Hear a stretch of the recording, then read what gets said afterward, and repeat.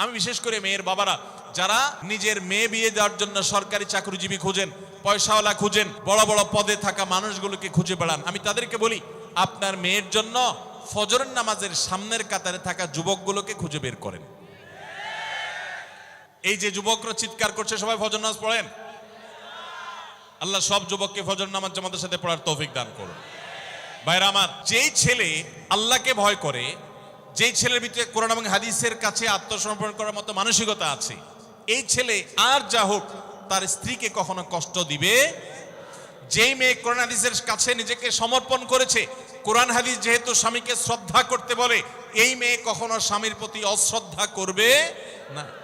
অতএব দাম্পত্য জীবনের অনেক গুরুত্বপূর্ণ একটা পয়েন্ট হলো এটা যে আপনি তার রূপ লাবণ্য, সামাজিক অবস্থান, সম্পদ, পয়সা কড়ি এগুলো দেখেন বা না দেখেন, প্রধান বিবেচ্য বিষয় হবে তার ধার্মিকতা।